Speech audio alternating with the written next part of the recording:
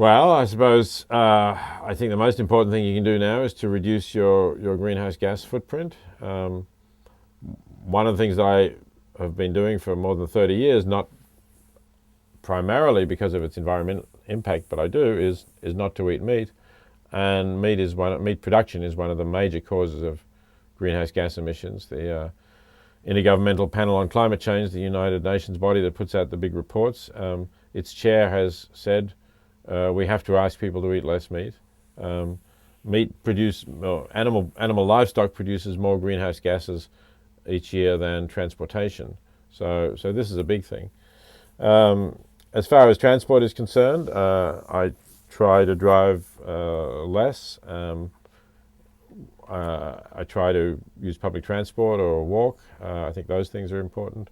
Obviously, you recycle when you can. You try to use some renewable energy if you can, if your utility allows you to buy in renewable energy. There's a variety of things, but eating in a way that is not greenhouse gas intensive and consuming less rather than more, I think, are the major things to do. I don't see the amount that I give, which is currently around a third of what I earn. I don't see that as a sort of particular point to stay with. What's happened is that I've been giving money to organizations like Oxfam for the last 35 years, and we started off with 10% with the traditional tithe, and we've gradually worked up from there as our income has grown, and as our needs, if anything, are less now that we don't have children living with us and dependent on them. So it's become easier to give more. But I don't recommend that level to everyone. I think people should start where they're comfortable with, and if things go well, then they can work up to it. But I suggest in my book, The Life You Can Save, I suggest a scale that begins at 1% and remains at 1% for 90% of American taxpayers until they get into the top 10% of American taxpayers. I think 1% is adequate. You might want to give more, of course, but I think it's enough to say that people shouldn't point the finger at you and blame you for not doing your part.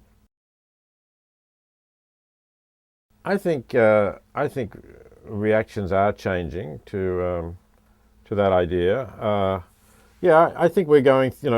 Different countries are in different stages of thinking about ethics. It often hangs together with how religious they are and what sort of view of human life they have for that reason. But I think in a lot of places people are starting to think about the idea of what is the significance of species membership, and to see that as not really the crucial thing.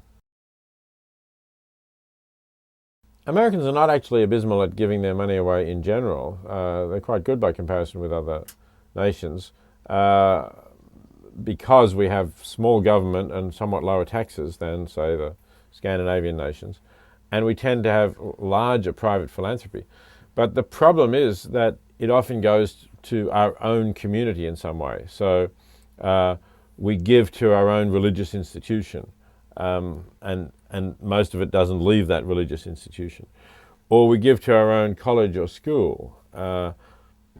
What I think we're really bad at is giving to the world's poorest, the people who are not in this country but who are desperately poor. And that's where most other nations do substantially better than us. I think that it's a couple of things. One is that it's the individualistic ethos. It's also a fair level of it's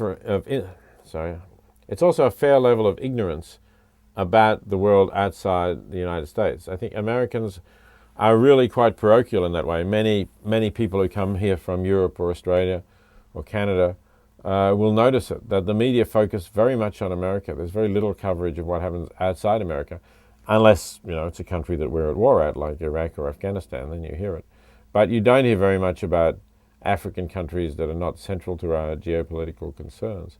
So I think that's part of the problem, that people give so little to international aid, because a lot of them don't actually know very much about the problems that international aid is intended to solve.